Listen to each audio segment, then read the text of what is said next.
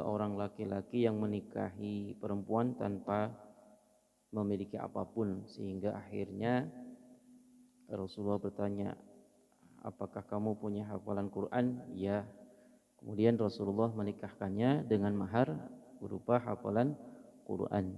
Walaupun ini secara hukum fikih itu tidak menjadi dasar yang utama bahwa mahar itu boleh dengan hafalan Quran. Karena yang utama itu adalah dengan suatu harta benda ya, baik nuqud, uang atau perhiasan emas atau yang lainnya. Bismillahirrahmanirrahim. Wa an Sahl ibn Sa'ad As-Sa'idi radhiyallahu anhu qala ja'at imra'atun ila Rasulillah sallallahu alaihi wasallam. Dari Sahal bin Sa'ad As-Sa'idi, telah datang seorang perempuan ila Rasulillah sallallahu alaihi wasallam kepada Rasulullah sallallahu alaihi wasallam. Faqalat, kemudian perempuan itu berkata, ya Rasulullah, wahai Rasulullah, jitu ahabu laka nafsi, aku datang kepada engkau ya Allah. Ahabu laka, untuk memasrahkan diri kepada engkau. Ahabu laka nafsi, aku memasrahkan diri kepada engkau. Fanadhara ilaiha Rasulullah sallallahu alaihi wasallam. Kemudian Rasulullah sallallahu alaihi wasallam memandangnya. Dia maksudnya perempuan itu menawarkan diri kepada Rasulullah untuk dijadikan istrinya. Fasa'atan nadhara, kemudian Rasulullah memandang, ya mendengakkan kepala untuk melihat fiha wa sawwabahu, dan kemudian menunduk lagi. Summa taqta'a, kemudian Rasulullah menunduk dan taqta'a Rasulullah sallallahu alaihi wasallam ra'sahu, menundukkan kepalanya. Dalam artian Rasulullah itu tidak menunjukkan suatu isyarat bahwa beliau itu tidak berminat kepada perempuan tersebut. Falamma ra'at al-mar'atu annahu lam yaqdi, maka tatkala perempuan tadi melihat Rasulullah itu tidak kerso, tidak berkehendak, ya, tidak berkehendak. Fiha syai'an jalasat, kemudian perempuan tersebut duduk. Faqama rajulun min ashabi, kemudian salah satu laki-laki dari sahabatnya itu berdiri. Faqala, ya Rasulullah, laki-laki tersebut berkata, wahai Rasulullah, illam takun laka biha hajatun fazawwijniha.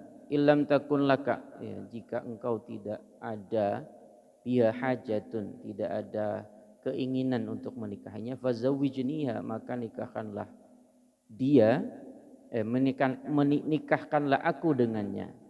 Jadi laki-laki tersebut yang berdiri ada kehendak, ada minat kepada perempuan tersebut dan mohon izin kepada Rasulullah untuk menikahkannya. Qala fahal 'indika min syai'in, apakah kamu punya sesuatu? Kata Rasulullah SAW bertanya kepada laki-laki tersebut. Faqala la, tidak ya Rasul. Wallahi ya Rasulullah, demi Allah ya Rasulullah. Faqala idhab ila ahlika, pergilah kepada keluargamu. Fangdur hal tajidu syai'an, maka lihatlah apakah kamu menemukan sesuatu yang bisa dijadikan mahar. Ini maksud Rasulullah. Fadhahaba, kemudian laki-laki tersebut pergi menemui keluarganya. Summa raja'a, kemudian kembali. Faqala la wallahi, tidak ada ya Rasulullah, demi Allah. Ma wajadtu syai'an, aku tidak menemukan sesuatu pun. Faqala Rasulullah sallallahu alaihi wasallam, kemudian Rasulullah sallallahu alaihi wasallam berkata lagi, ungdur walau khataman min hadidin, coba lihat kembali meskipun dengan cincin yang terbuat dari besi.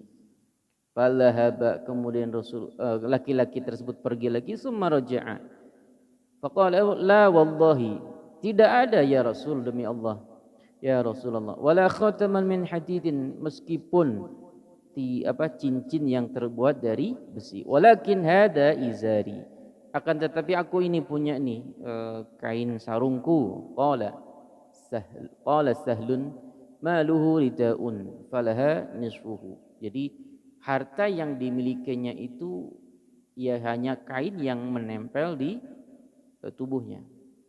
Faqala Rasulullah sallallahu alaihi wasallam, ma tasna'u bi zalika, lalu kamu mau apa dengan kain penutup izar itu, kita memaknainya itu kadang ya kain sarung gitu ya.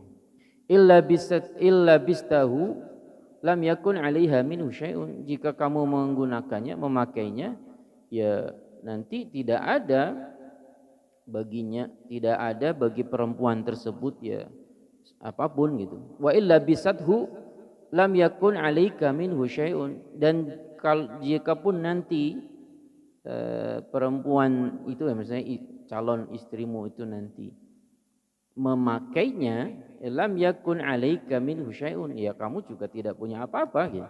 Fajalasar rajul, kemudian laki-laki tersebut duduk. Hatta idza tala majlisuhu qama, sampai ya panjang ya berlama tempat duduknya qama.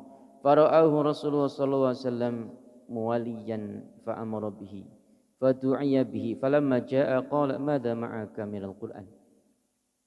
Kemudian Rasulullah sallallahu alaihi wasallam itu memerintahkan dan bertanya lagi kepada laki-laki tersebut, madza ma'aka minal Qur'an, kamu punya hafalan apa saja dari Quran? Qala ma'iya suratun kada wa suratu kada, aku hafal surat ini dan surat ini. Addadaha, dan membilang-bilang, misalnya ya surat ini dan surat ini, dia menjelaskan hafalan Qur'annya. Faqala, Rasulullah SAW bersabda, taqra'uhunna an dhahri qalbika, lalu bacakan ayat-ayat tersebut ya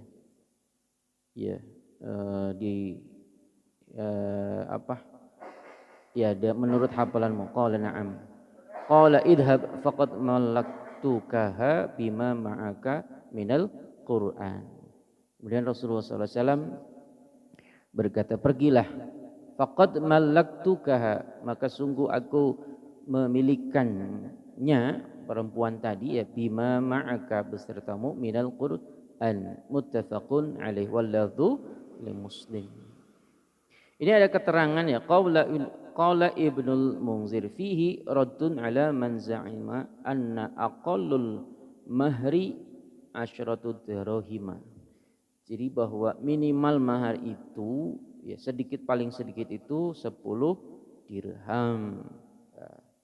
10 dirham itu setara dengan apa, Pak? Kira-kira kalau wakada qala rub'u dinar, ya 1/4 dinar. Kalau 1 dinar ini kira-kira kalau sekarang berapa, Pak? 4 jutaan cenah ya, Pak ya. 1/4 dinar ya berarti 1 juta.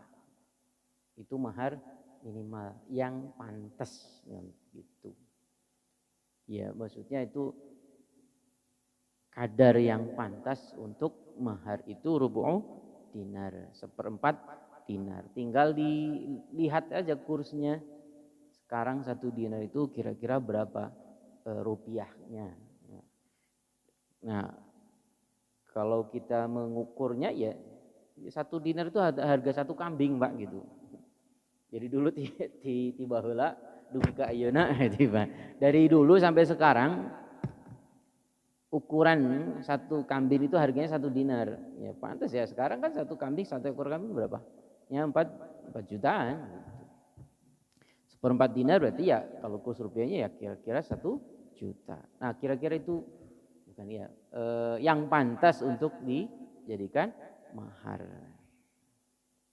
Ya kalaupun ini minimalnya 1 gram emas, misalkan 1 gram sekarang 1,7 itu ukuran patokannya.